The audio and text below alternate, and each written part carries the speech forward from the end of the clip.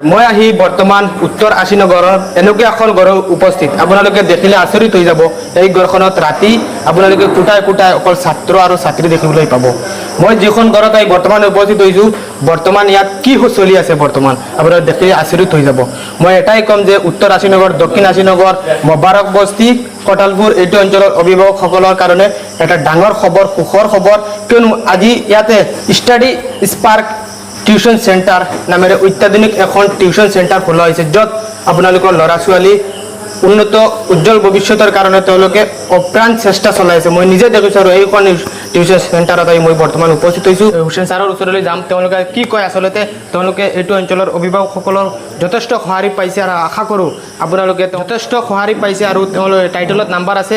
যদি আপুনি এই ভিডিঅ'টো উত্তৰ আশীনগৰ, দক্ষিণ আশীনগৰ, বিশেষকৈ নীলবাগান কোনোবা এলেকাৰ পৰা আমাৰ ভিডিঅ'টো চাই আছে, আপোনালোকে এবাৰ হ'লেও এইখন টিউশন চেণ্টাৰত আহি ভিজিট কৰক। কিন্তু মই নিজে দেখিছোঁ যে ইয়াত এটা বেলেগ এটা পৰিৱেশ সৃষ্টি হৈ গৈছে, কিন্তু তেওঁলোকে ল'ৰা ছোৱালীক আনি ইয়াত ভাল শিক্ষাদান দি আছে। গতিকে ছাৰৰ পৰা মই জানিম, ছাৰ কি জনাব বিচাৰিব? হয়, আমি ইয়াত ষ্টাডি স্পাৰ্ক নামৰ এখন টিউশ্যন চেণ্টাৰ অ'পেন কৰিছোঁ। আজি 15-20 দিনমান আগতে আমি খুলিছিলোঁ আৰু যথেষ্ট সংখ্যক ছাত্ৰ ছাত্ৰীৰ উপস্থিতিও হৈছে আৰু অভিভাৱকসকলৰ যথেষ্ট সঁহাৰিও আমি পাইছোঁ। যিসকল ছাত্ৰ ছাত্ৰীয়ে টিউশ্যন ল'ব বিচাৰে, আমাৰ ইয়াত অতি কম খৰচত আৰু উন্নত পাঠদানৰ ব্যৱস্থা কৰা হয়। গতিকে ছাত্ৰ ছাত্ৰীসকলক জনাওঁ যে বিশেষকৈ 10ম শ্ৰেণীৰ যিসকল ছাত্ৰ ছাত্ৰী আছে, তোমালোক 2025 চনত হাইস্কুল শিক্ষান্ত পৰীক্ষাত অৱতীৰ্ণ হ'বা। গতিকে তোমালোকে ভালদৰে অংক, ইংলিছ, বিজ্ঞানৰ লগতে বিভিন্ন বিষয়ৰ পাঠ গ্ৰহণৰ সুবিধা আমাৰ ইয়াত পাবা। আৰু যিসকল অভিভাৱকে ছাত্ৰ ছাত্ৰীক বিভিন্ন টিউশ্যন চেণ্টাৰত দিবলগীয়া হৈছে, দূৰণিবতীয়া ঠাইলৈ যাব লাগে, গতিকে যাব নালাগে। আমাৰ ইয়াত ওচৰতে, ঘৰৰ ওচৰতে আপোনালোকে দিব পাৰিব আপোনালোকৰ ল'ৰা ছোৱালীক। ছাৰ, মই এটা প্ৰশ্ন কৰিম আপোনাক। বহুতো মই দেখিছোঁ দুখীয়া ল'ৰা ছোৱালী আছে, মেধাৱী ছাত্ৰই মাহেকীয়া টিউশ্যন চেণ্টাৰ ফিজ দি তেওঁলোকে পঢ়িব নোৱাৰিব, তেওঁলোকৰ কাৰণে কিবা ৰেহাই আছে নেকি? যিসকল মেধাৱী ছাত্ৰ ছাত্ৰী আছে তেওঁলোকে আমাৰ লগত যোগাযোগ কৰিলে আমি বিশেষ ৰেহাইৰ ব্যৱস্থাও কৰিব।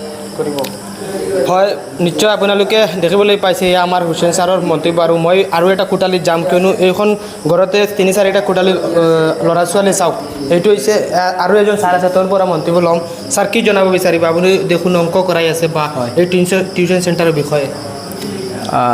মই ক'ম যে আমি ইয়াততো গাৰ্জেণ্টৰ নিচিনা ঘৰত যেনেকৈ পঢ়াব লাগে তেনেকৈ আমি বহি ছাত্ৰ ছাত্ৰীৰ লগত যিমানবিলাক ছাত্ৰ ছাত্ৰীৰ প্ৰব্লেম আছে, ছাত্ৰ ছাত্ৰীয়ে পঢ়ি আহে, ক্লাছ কৰি আহে, কিন্তু ঘৰত যেতিয়া আহি পঢ়ে তেতিয়া তেওঁলোকৰ বহুত প্ৰব্লেম থাকে।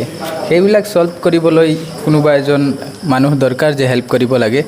সেইকাৰণে ইয়াত আহি যেতিয়া পঢ়ে তেতিয়া যিমানবিলাক মেথছ হওক, ছায়েন্স হওক বা যিকোনো ছাবজেক্ট হওক নিজে পঢ়ে, আমিও হেল্প কৰোঁ। যিমান প্ৰব্লেম আছে বা ডাউট আছে সেইবিলাক ক্লিয়াৰ কৰি দিওঁ, যাতে মানে ইয়াত নিজৰ ঘৰৰ নিচিনা অভিভাৱকসকলে ইয়াত পঢ়িব পাৰিব। হয় হয়, বিলকুল। বিশেষকৈ এইটো অঞ্চলৰ ৰাইজক অভিভাৱকসকলে কি জনাব? মইতো অভিভাৱকসকলক ক'ম যে যিহেতু এনেকুৱা এটা পঢ়াৰ পৰিৱেশ ছাত্ৰ ছাত্ৰীৰ কাৰণে বহুত দৰকাৰ, সেইকাৰণে একো চিন্তা নকৰি আমাৰ ইয়াত দিব লাগে। যদি তেওঁলোকে বিচাৰে যে ছাত্ৰটোৰ কনচেপ্টখিনি ক্লিয়াৰ হ'ব বিচাৰে আৰু এক্সামত ভাল মাৰ্ক পাব বিচাৰে। হয়, নিশ্চয়। মই আৰু এটা কোঠালিত যাম। মই আপোনালোকক এটা এডভাইচ ৰিকুৱেষ্ট কৰিম যে আপোনালোকে এইখন টিউশ্যন চেণ্টাৰত আহি এবাৰ হ'লে ভিজিট কৰক, কিন্তু ইয়াত আপোনালোকে পাৰিলে আহি এবাৰ ভিজিট কৰক। এই আৰু এখন কোঠালি আছে, ছাৰৰ পৰা জানিম। ছাৰ, কি জনাব বিচাৰিব? আপুনি দেখোন ধুনীয়াকৈ ঘৰৰ নিচিনা বহি পঢ়াই আছে ছাত্ৰ ছাত্ৰীক। ল'ৰা ছোৱালীখিনি আমি ধুনীয়াকৈ পঢ়াই আছোঁ, তেওঁলোকক অসমীয়াটো মই পঢ়াই আছোঁ, পাঠদান দি আছোঁ। আপোনাৰ ছাবজেক্টটো অসমীয়া? হয়, অসমীয়া পঢ়াই আছোঁ। কি জনাব বিচাৰিব টিউশ্যন চেণ্টাৰৰ বিষয়ে? টিউশ্যন চেণ্টাৰটো আমি ধুনীয়াকৈ চলাই আছোঁ, ল'ৰা ছোৱালীবিলাকক পঢ়াইছোঁ। অভিভাৱকসকলে তেওঁলোকৰ ল'ৰা ছোৱালী দিব লাগে এইখনত? হয়, দিব পাৰে, দিলে সুবিধা ভাল হয়। হয় বন্ধু, বিশেষকৈ ভিডিঅ'টো যদি আপুনি এইটো অঞ্চলৰ পৰা চাই আছে, আশীনগৰ, উত্তৰ আশীনগৰ, দক্ষিণ আশীনগৰ, কটালপুৰ, মোবাৰক বস্তি, আপোনালোকে এবাৰ হ'লেও এই ল'ৰা ছোৱালীৰ স্বাৰ্থত ভিডিঅ'টো শ্বেয়াৰ কৰিব। বহুতো অভিভাৱক আছে নিজৰ ল'ৰাটো ছোৱালীটোক ক'ত দিব উপযুক্ত ঠাই বিচাৰি নাপায়। আশা কৰোঁ এই ভিডিঅ'ৰ জৰিয়তে তেওঁলোকে এই টিউশ্যন চেণ্টাৰখন বিচাৰি পাব। অন্ততঃ হ'লে আপোনালোকে এবাৰ আহি এইখন টিউশ্যন চেণ্টাৰত ভিজিট কৰক। ভিজিট কৰি আপুনি ইয়াৰ পৰিৱেশটো চাওক, চালে আপোনালোকে অনুমান কৰিব পাৰিব আপোনালোকৰ ল'ৰা ছোৱালীয়ে দিব নে নিদিব। গতিকে মই এটা ৰিকুৱেষ্ট কৰিম, এবাৰ আহি ভিজিট কৰক। ভাল লাগিলে আপোনালোকে এইখন টিউশ্যন চেণ্টাৰক দিয়ক আপোনাৰ ল'ৰা ছোৱালী, যাতে উন্নত তেওঁলোকে পাঠদান দিব পাৰে।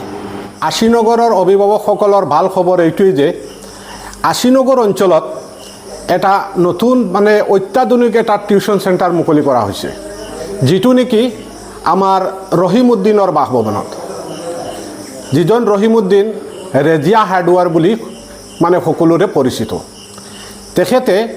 তেখেতে শিক্ষাৰ নামত তেখেতৰ নিজৰ 8 টকা দিন ইমান ধুনীয়া এখন মানে ঘৰ আমাক চমজাই দিছে, যাতে উত্তৰ আশীনগৰৰ সকলো দুখীয়া অভিভাৱকৰ ল'ৰা ছোৱালীয়ে পাঠদান কৰিব পাৰে।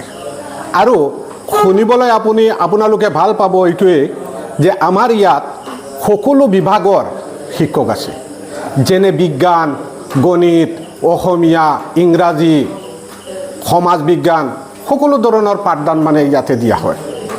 বেলেগত যাব নালাগে। উত্তৰ আশীনগৰ, দক্ষিণ আশীনগৰ, তাৰপিছত মুবাৰক বস্তি, এই সকলো অঞ্চলৰ ল'ৰা ছোৱালী ইয়াত পাঠদান মানে কৰিব পাৰিব, পাঠদান ল'ব পাৰিব। শ্ৰীনগৰৰ ছাত্ৰ ছাত্ৰীখনৰ সুবিধাৰ কাৰণে আমি এটা টিউশ্যন চেণ্টাৰ আৰম্ভ কৰিছোঁ, সেইটো হৈছে ষ্টাডি স্পাৰ্ক।